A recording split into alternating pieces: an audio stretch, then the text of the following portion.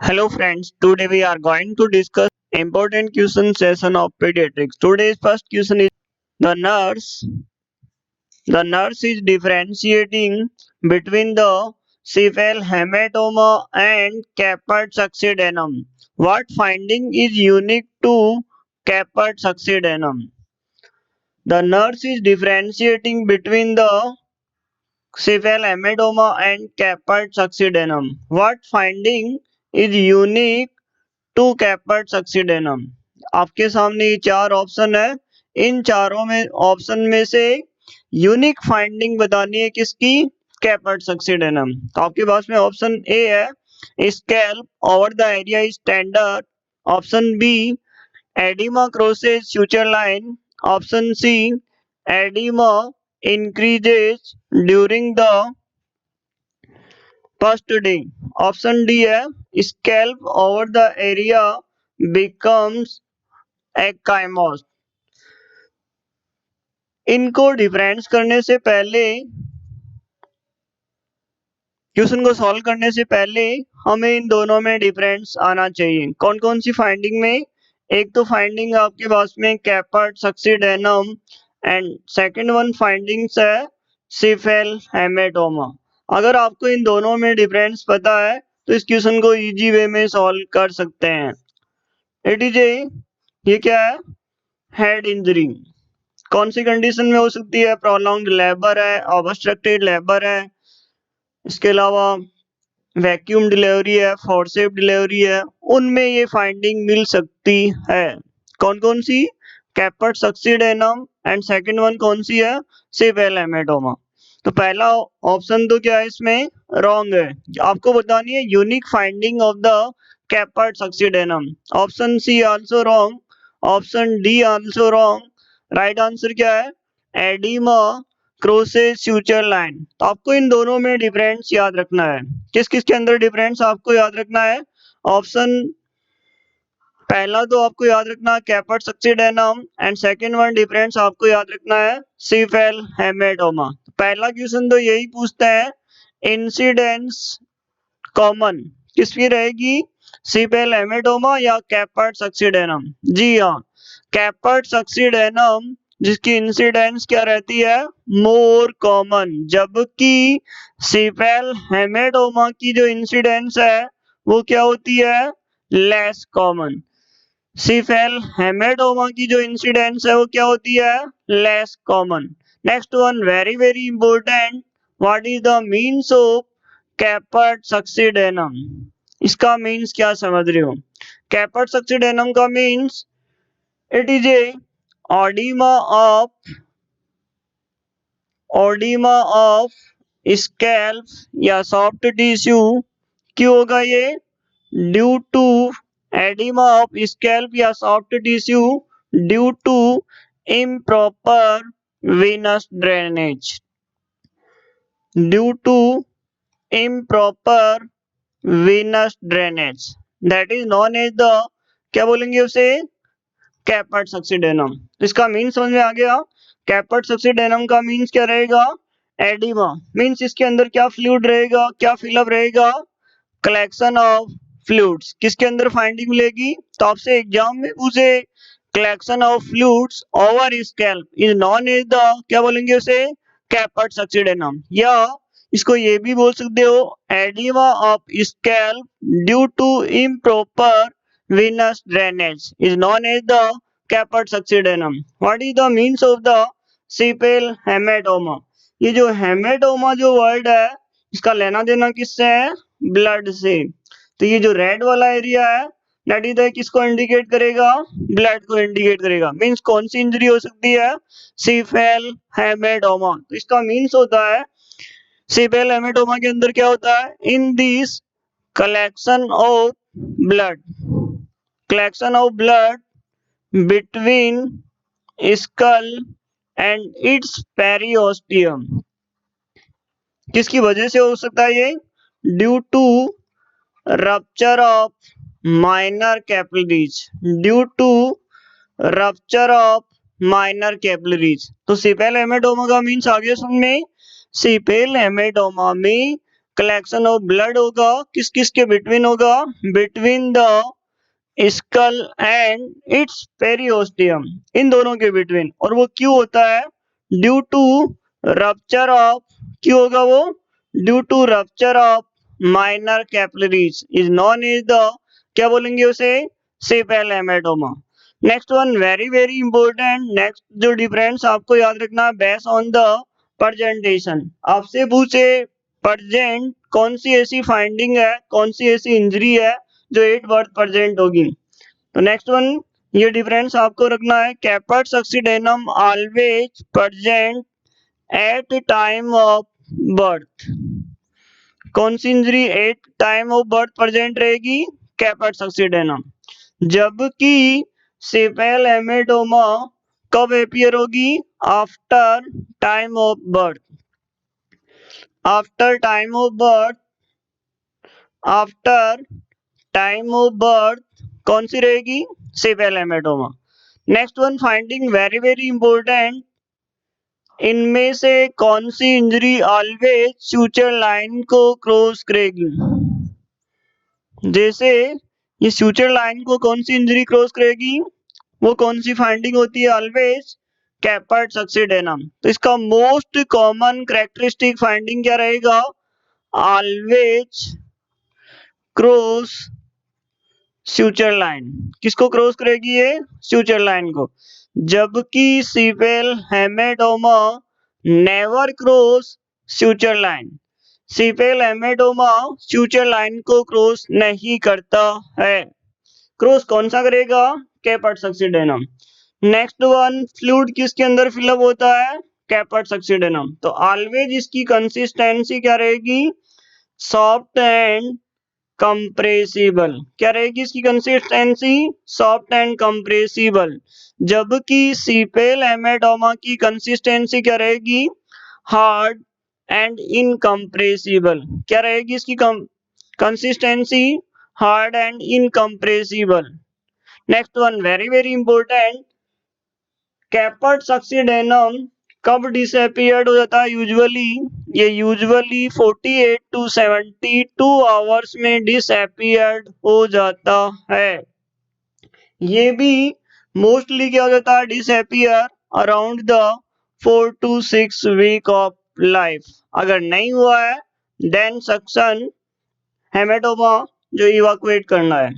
Next one, इनमें से कौन सी फाइंडिंग जॉन्डिस से एसोसिएटेड रहती है, तो आपको याद रखना है कैपर्ट सक्सीडेनम कभी भी जॉन्डिस से एसोसिएटेड नहीं रहता है, जबकि cephalhematoma always associated with the jaundice. Means इसके अंदर क्या फाइंडिंग हो रही है, ब्लड का क्लोट बनने की टेंडेंसी क्या हो रही है इसमें ज्यादा, मींस आरबीसी का डिस्ट्रक्शन क्या होगा यहाँ पर ज्यादा हो रहा, और आरबीसी का जितना ज्यादा डिस्ट्रक्शन होगा उतना ही क्या कॉज करेगा ये जॉन्डिस। तो very very important, cephalhematoma always या may be associated with the jaundice.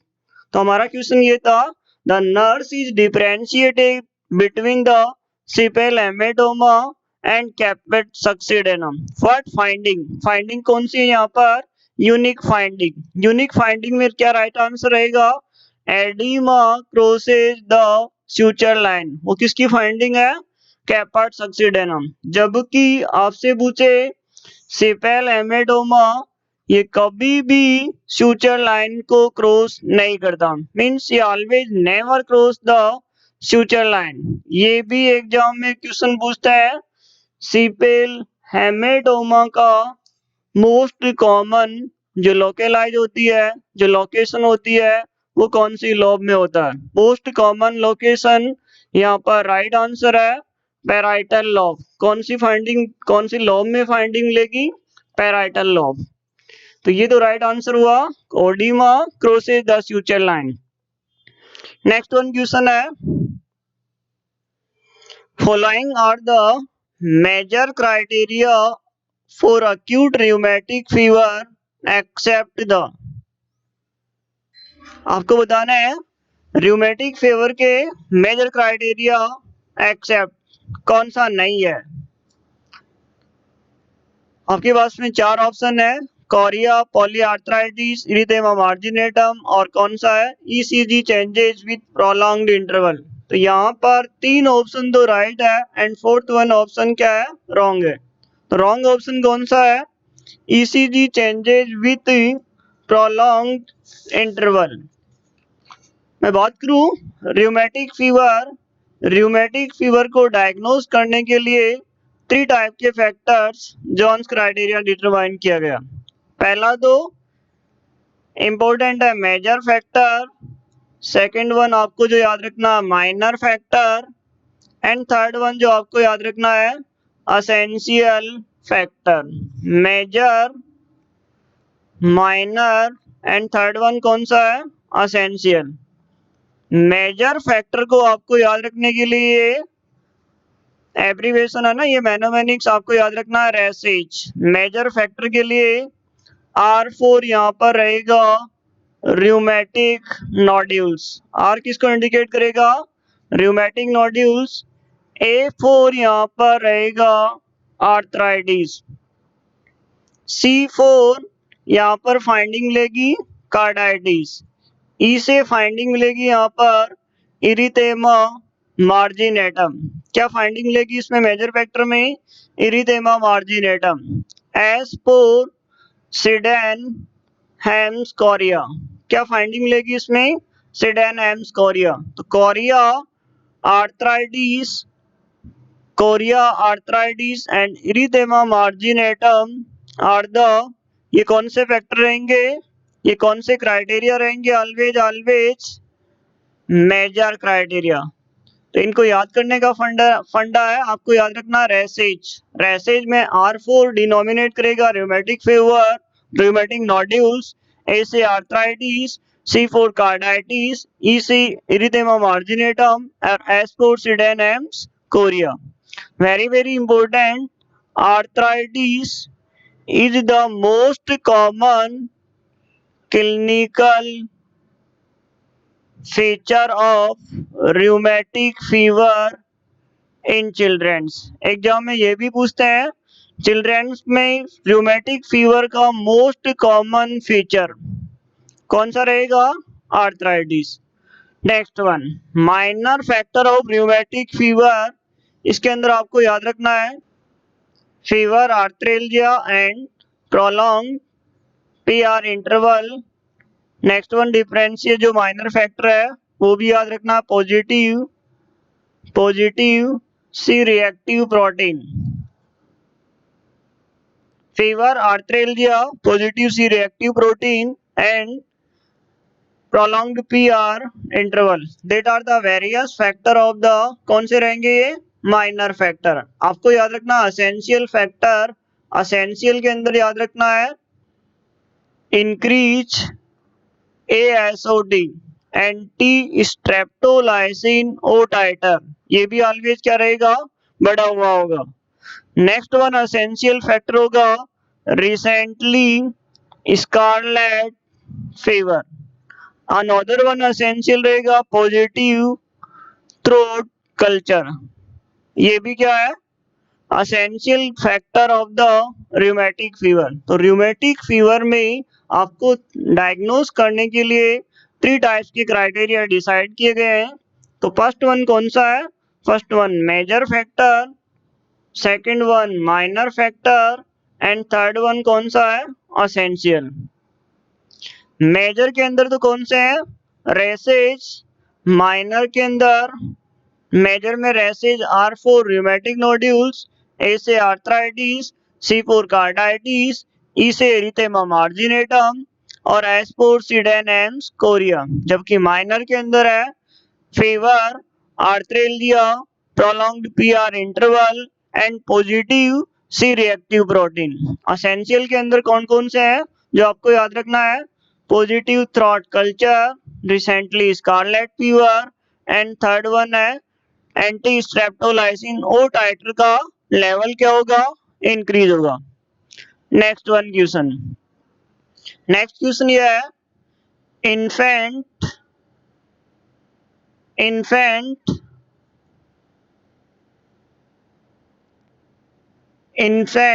regain their birth weight by the age of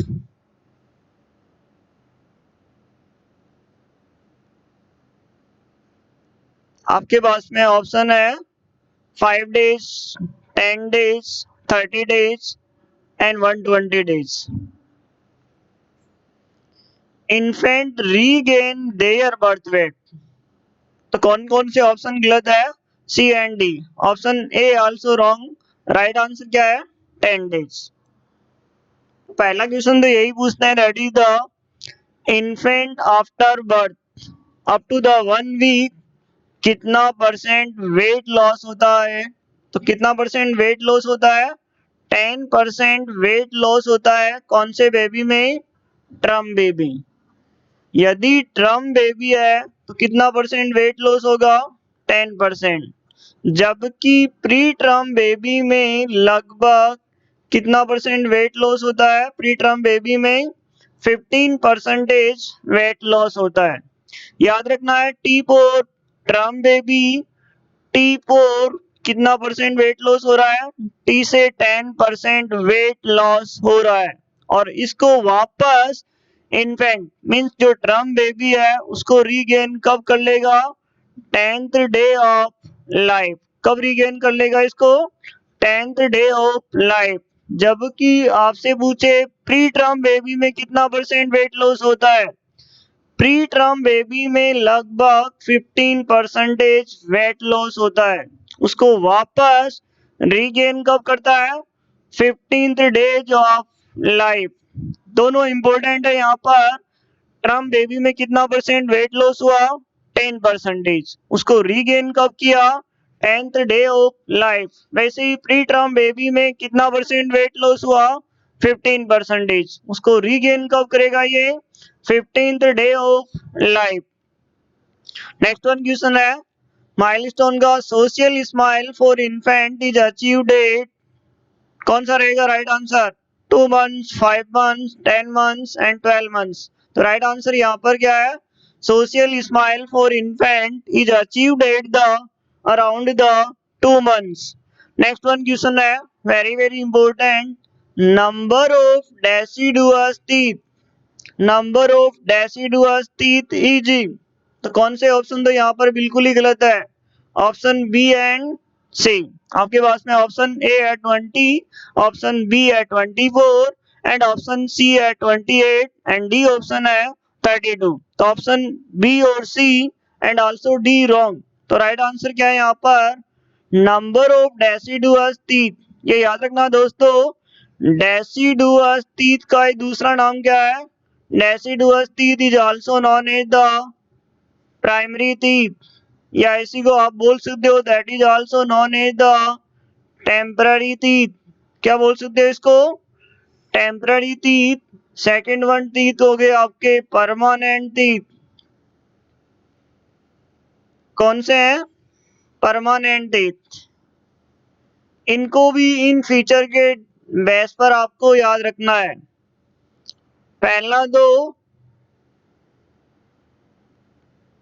first tooth कौन सा इरप्ट होता है? डेसिडुअस में पहला टूथ कौन सा इरप्ट होता है? तो यहाँ पर राइट आंसर है लोअर सेंट्रल इंसीजर. कौन सा रहेगा? Lower central incisor. Permanent tooth में पहला टूथ कौन सा ओरिजिन होता है? First molar.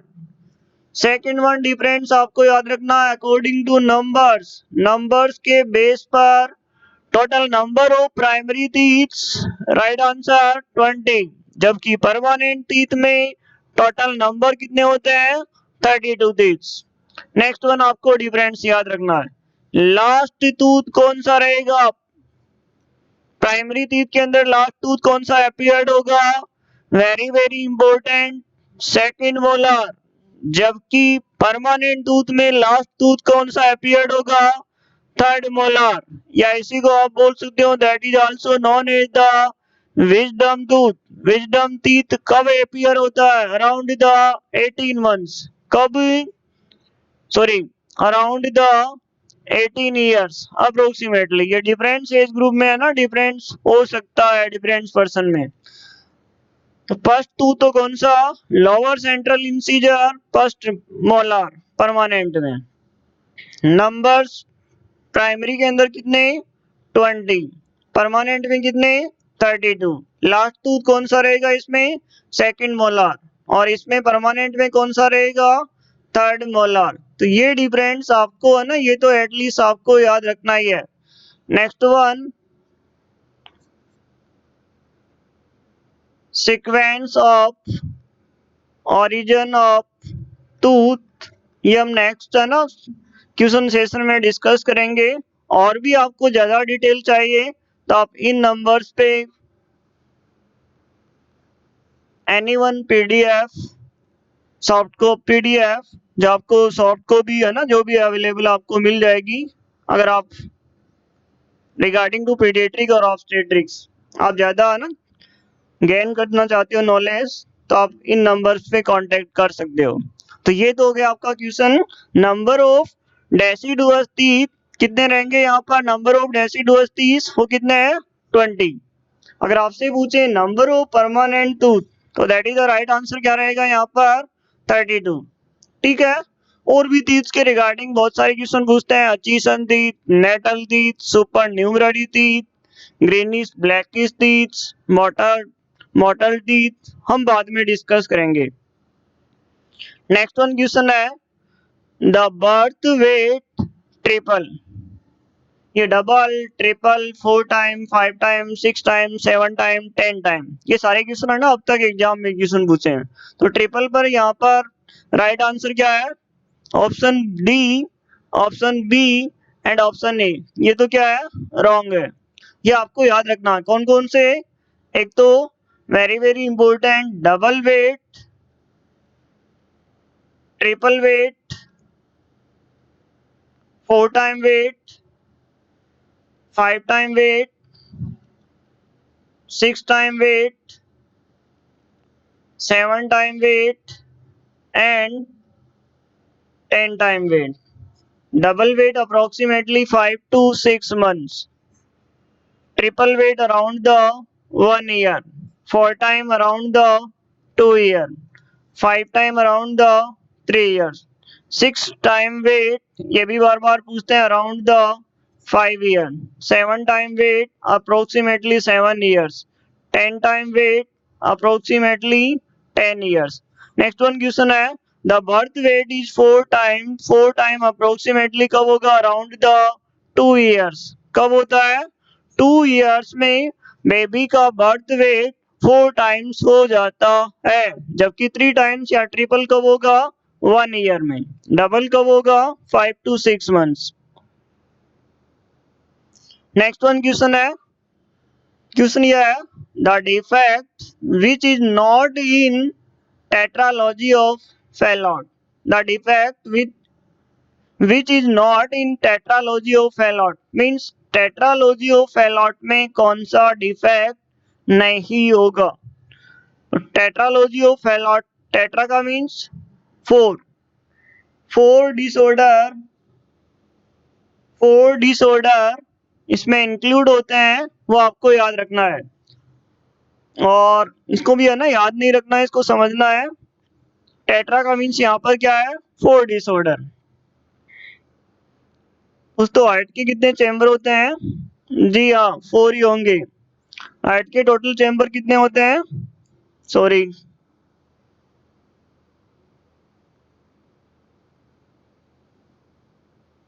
हार्ट के टोटल 4 चैम्बर होते हैं। आपको याद रखना है यहाँ पर टोटल डिसऑर्डर कितने हैं टेट्रालॉजी ऑफ फैलॉट में, 4। फर्स्ट वन जो डिसऑर्डर है इसके अंदर इंक्लूड करते हैं पल्मोनरी स्टेनोसिस। कौन सा डिसऑर्डर है इसके अंदर, पल्मोनरी स्टेनोसिस। स्टेनोसिस का मीन्स आप क्या समझ रहे हो यहाँ पर, नैरोइंग। नैरोइंग यहाँ पर क्या है, pulmonary artery. Pulmonary artery narrowing है तो बताओ लंग्स के अंदर ज्यादा ब्लड फ्लो होगा या कम, लंग्स में ब्लड फ्लो कम होगा, मीन्स पल्मोनरी आर्टरी नैरो होने की वजह से पल्मोनरी आर्टरी में ब्लड फ्लो क्या होगा, कम होगा। तो याद रखना यहाँ पर टेट्रालॉजी ऑफ फैलॉट में टोटल कितने डिसऑर्डर इंक्लूड होते हैं? 4 डिसऑर्डर इंक्लूड्स होते हैं। किसके अंदर? Tetralogy of Fallot. Very very important, पहला जो डिसऑर्डर होगा वो कौन सा होगा? Pulmonary artery. इसका क्या हो रहा है? स्टेनोसिस। तो पहला डिसऑर्डर तो पल्मोनरी स्टेनोसिस। स्टेनोसिस की वजह से, नैरोइंग होने की वजह से इसमें ब्लड फ्लो क्या हो रहा है? कम हो रहा। ब्लड फ्लो कम हो रहा है तो धीरे धीरे जो ब्लड है वो किसके अंदर एक्यूमुलेट हो जाएगा? Right ventricle. मीन्स इसकी साइज क्या हो जाएगी? ज्यादा होगी। मीन्स यहाँ पर फाइंडिंग क्या होगी? Right ventricular hypertrophy. Second one disorder इसके अंदर इंक्लूड होगा राइट वेंट्रिकुलर हाइपरट्रोफी। इस हाइपरट्रोफी मीन्स यहाँ पर राइट वेंट्रिकल की साइज क्या हो रही है? बढ़ रही है। मीन्स इसमें ब्लड फ्लो ज्यादा। अब इसको प्रेशर को रिलीव करने के लिए यहाँ पर बाईपास शंट क्रिएट हो जाता है और उस शंट को, उस बाईपास चैनल को हम बोलेंगे VSD। थर्ड वन जो डिसऑर्डर होगा वो कौन सा होगा? Ventricular septal defect, also include in tetralogy of Fallot. And fourth one disorder होता है इसमें overriding of aorta. Overriding of aorta या इसी को बोलते हैं डेक्स्ट्रोपोजिशन ऑफ अरोटा। इसी को क्या बोलते हैं? डेक्स्ट्रोपोजिशन ऑफ अरोटा। तो टेट्रालॉजी ऑफ फैलॉट में क्या है? Pulmonary stenosis, RVH, VSD and fourth one क्या है? Overriding of aorta. ये चार डिसऑर्डर इंक्लूड होते हैं टेट्रालॉजी ऑफ फैलॉट। ये ना हम अच्छे से डिस्कस करेंगे जब कंजेनाइटल हार्ट डिजीज पढ़ेंगे ना। साइनोटिक है, साइनोटिक, ऑब्स्ट्रक्टेड, उसमें डिस्कस कर लेंगे। फिलहाल अभी इतना याद रख लो, टेट्रालॉजी ऑफ फैलॉट में टोटल 4 डिसऑर्डर कौन कौन से हैं?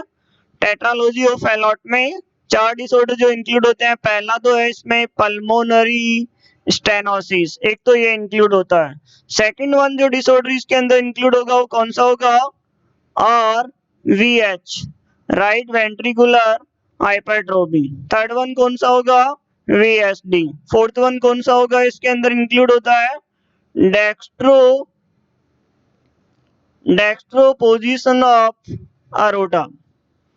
Note in tetralogy of Fallot, तो यहाँ पर आपके पास में ऑप्शन ए है पल्मोनरी स्टेनोसिस, यस इंक्लूड होता है। Overriding of aorta also include. Right ventricular hypertrophy are also include. कौन सा नहीं होगा? एट्रियल सेप्टल डिफेक्ट, ये इसके अंदर इंक्लूड नहीं होता है। कभी कभी है ना, ये भी एग्जाम में पूछ लेते हैं, what is the means of pentalogy of Fallot. Pentalogy of Fallot, इसके अंदर कितने डिसऑर्डर इंक्लूड होंगे? 5 कौन कौन से? ASD plus tetralogy of Fallot. ये 5 डिसऑर्डर इंक्लूड होते हैं किसके अंदर? किसके अंदर इंक्लूड होंगे ये? पेंटालॉजी of Fallot. Pentalogy of Fallot.